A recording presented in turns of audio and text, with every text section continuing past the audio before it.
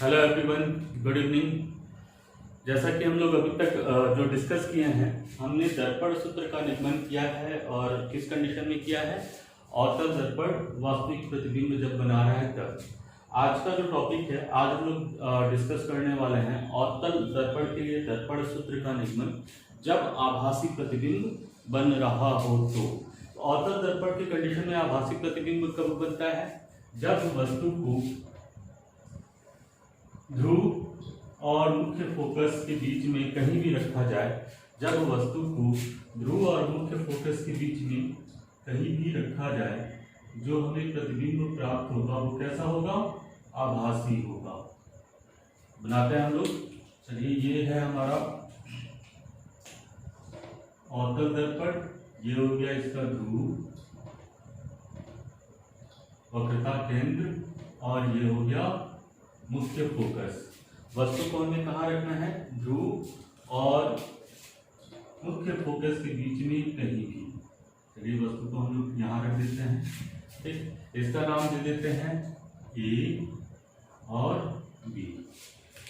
इस वस्तु का इमेज प्रतिबिंब बनाते हैं हम लोग। प्रतिबिंब बनाने के लिए पहली रे ऑफ लाइट, पहला प्रकाश की किरण पैरेलल टू प्रिंसिपल एक्सिस। पहले प्रकाश की किरण कैसी होगी? मुख्य अक्ष के समानांतर। जब मुख्य अक्ष के समानांतर प्रकाश की किरण दर्पण पर पड़ेगी तो कहां से जाएगी? परावर्तित होने के बाद मुख्य फोकस से। ठीक, दूसरी प्रकाश की किरण हम लोग कहां से लेके चलते हैं? तो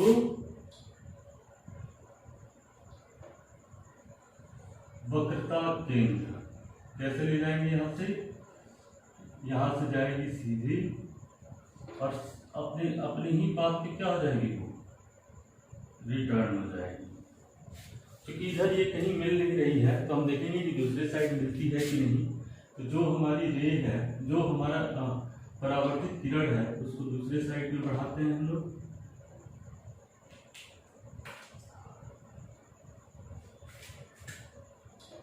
जहां पे दोनों मिलती हुई प्रतीत होंगी वहीं पे ऑब्जेक्ट का इमेज बन जाएगा। जहां पे दोनों मिलती हुई प्रतीत होंगी वहीं पे वस्तु का प्रतिबिंब बन जाएगा। तो ये क्या हो गया? ये ए था, ये ए डैश और ये बी डैश। सही है। तो चलिए, जैसा कि हम लोग ने कल किया था, सेम एज इट इज आज भी वही काम करना है। हमें दो पॉइंट, जैसे कल हमने दो बिंदु लिए थे, कौन सा? एक ध्रुव और एक वक्रता केंद्र। अच्छा, एक प्रकाश की किरण हमें और चाहिए, कहां से जाना चाहिए? वो ध्रुव से। तीसरी प्रकाश की किरण चाहिए ध्रुव से। यहाँ एंगल आई, जितना एंगल आई उतना एंगल आर। इसको भी एक्सटेंड कर दीजिए। ठीक, तो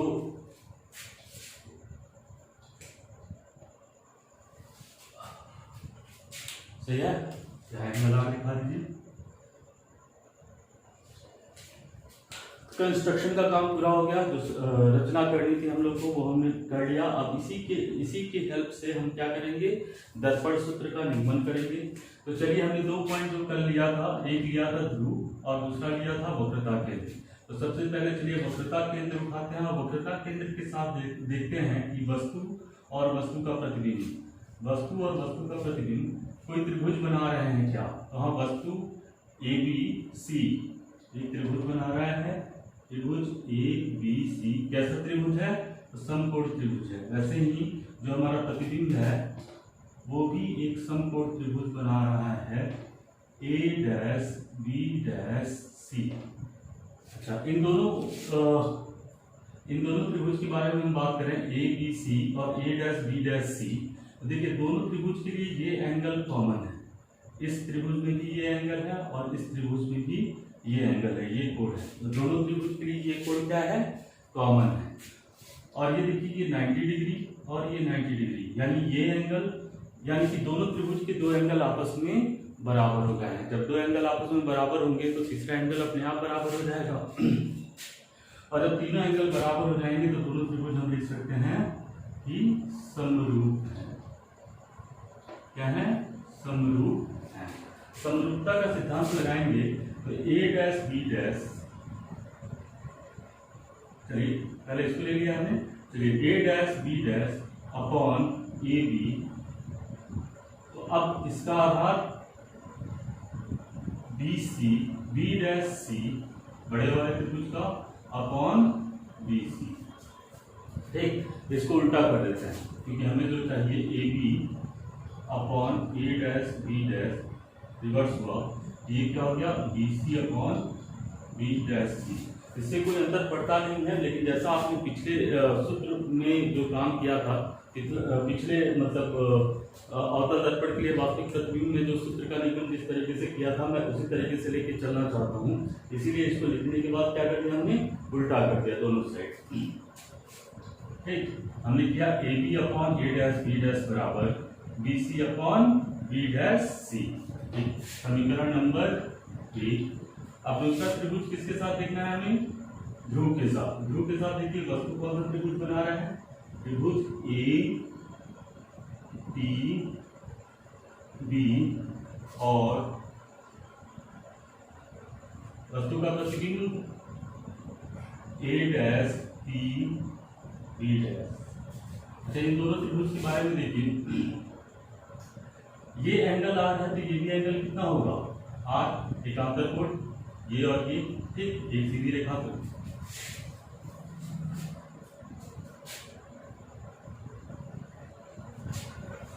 देखिए, जितना एंगल ये होगा उतना ही एंगल ये होगा। ठीक, ये एंगल और ये एंगल आपस में बराबर होंगे और ये आपस में बराबर होंगे।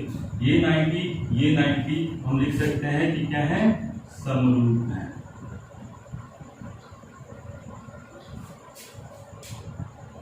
क्या है, समरूप है। तो अगर त्रिभुज समरूप है तो हम लिखेंगे A B upon A dash B dash बराबर B P upon P B dash. समीकरण नंबर 2। समीकरण नंबर 2, समीकरण 1 और 2 से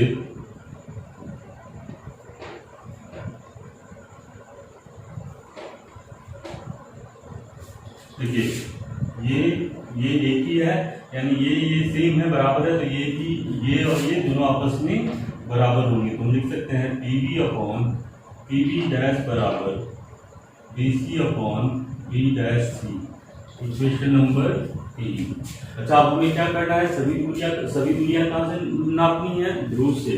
देखिए, ये ध्रुव से है, ये ध्रुव से है, लेकिन ये बी सी, अगर बात करें बी सी, ये ध्रुव से नहीं है, बी डैश सी ये ध्रुव से नहीं है। तो हमें इसको क्या करना होगा, ध्रुव से कन्वर्ट करना होगा।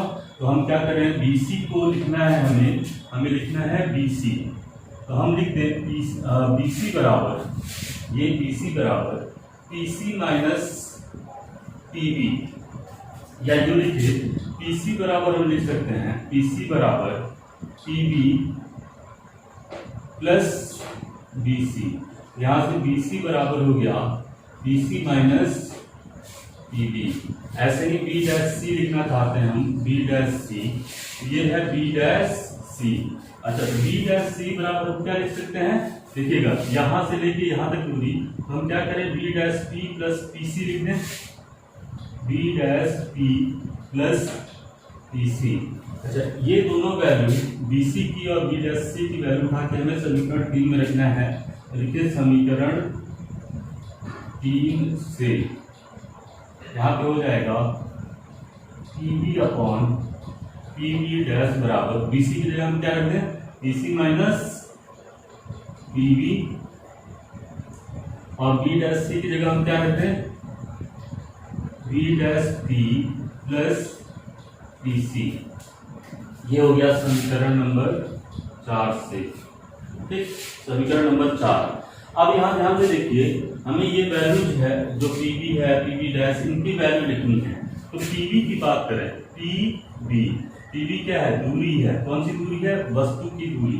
वस्तु की दूरी को हम किससे दिखाते हैं, यू से। यहाँ पे हम बात करें, चलिए इधर मिटा देते हैं।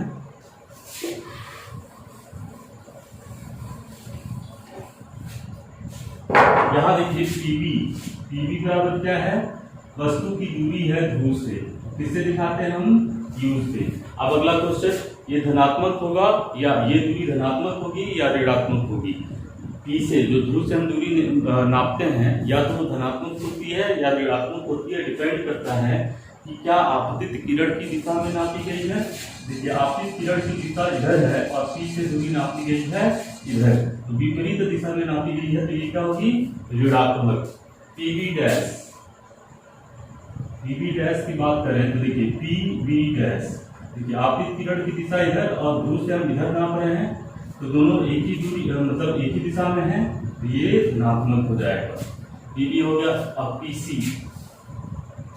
PC बराबर PC क्या है, ये वक्रता त्रिज्या, और ये क्या है, आपतित किरण की जो दिशा है इधर की तरफ उससे विपरीत दिशा में नाप रहे हैं, ये हो जाएगा ऋणात्मक। अब देखिए PV है हमारे पास, B' है हमारे पास और PC है हमारे पास।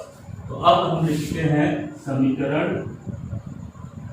4 से इन सारी वैल्यू उठा के यहाँ पर रख दीजिए। PV बराबर -U, PV डैश बराबर V, PC बराबर -R, PV माइनस में -U अपॉन B'